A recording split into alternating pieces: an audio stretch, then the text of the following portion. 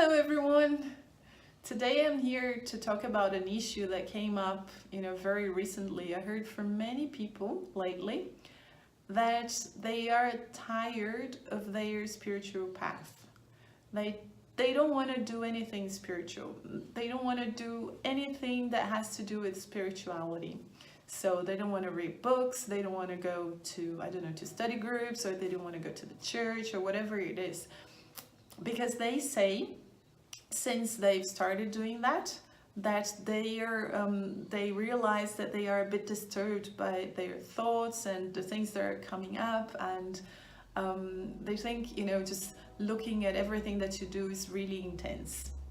And so I was really thinking about this issue, and thinking that, or knowing that, or maybe, just rationally, or just, just in my head, in my mind, I know that we are actually spiritual beings. And we're not only, our bodies and, the things that we do, the how can I say, like the roles that we play in the world. That's not all that we are. We are something beyond that.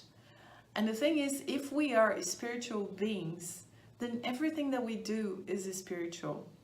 Because I have this sense that people go and say, I've been doing so many things like in the spirituality, um, related to spirituality, and then they decide, I don't want to do this anymore. I want to, go back to my hobbies and do whatever I want, whatever pleases me, and I want to be able to enjoy like just a walk at the beach, or just going out, hanging out with friends, or maybe even getting drunk with friends, why not, and just having a new boyfriend, and I don't know, whatever. And the thing is, the problem is, or that we know deep inside, we know that the more things we accomplish, like in the world, even even the things that we think are like how can I say, like ideals in life, for example, like having a family, getting married and having kids, and even though that's very fulfilling, I agree to that,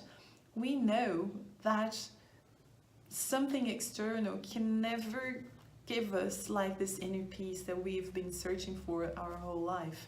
And the thing is, we buy a new car, we buy a new house, we go to places, we travel like to dream destinations, and it doesn't matter what we do, when it's finished or when it's accomplished, when we have the car keys in our hands, then we have this sense, but it's still not it. So it's still something missing. Why? Because we are missing, A Course of Love and A Course in Miracles says that we miss home, and we miss the sensation that we are loved and that everything is okay. And it doesn't matter what we do, even if we, some people are fortunate enough, or I don't know if that you can call that fortunate, but people have, for example, they inherited a lot of money, and then they don't have to work, they have plenty of time, they were born like in a first world country, so they don't have to worry about being robbed or anything like that, and they have this perfect little life. They have everything, they've accomplished or attained everything they wanted, but still there is like this feeling of lack, that something is still missing. So that indicates to the point that we are not, just our bodies or the roles that we play. So we are something else. We are spiritual beings. And in that sense, everything that we do is spiritual. And I like, very much this Buddhist saying that says, before illumination, carry water, chop wood. After illumination, carry water, chop wood.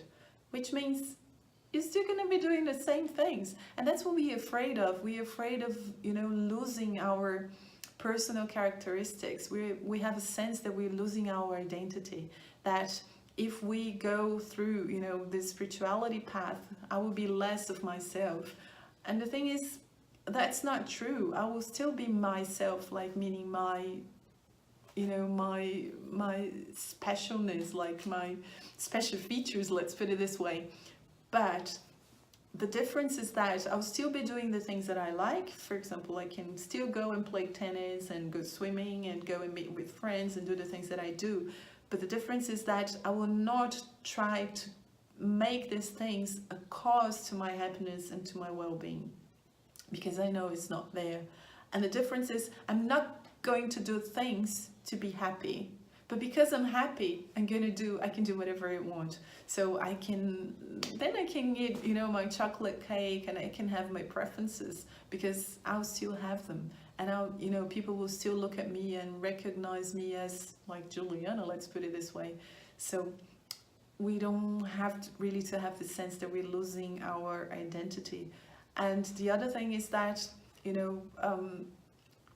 if you're kind to yourself, then you will not have this sense of despair, or that you're pushing yourself too hard, or that you're doing, too much in that sense. So just be gentle to yourself, be kind to yourself, and allow yourself, to have any feelings that you have, and recognize that whatever you're doing is just one manifestation of the thousand,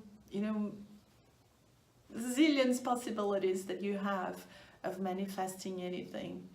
Because deep inside you are the Christ, you are the Buddha, and you are the source of all these manifestations. And don't look at one manifestation, something that you manifest, something that and look at it and think it is yourself. And because of that, you can always change and manifest whatever you want. So if you're tired of the spiritual path, just know that regardless, even if you say, I don't want to go through it anymore, as a spiritual being, you're always going through this. And just remember to be kind and gentle to yourself, and you should be fine. Thank you very much for your attention. I'll see you in the next video.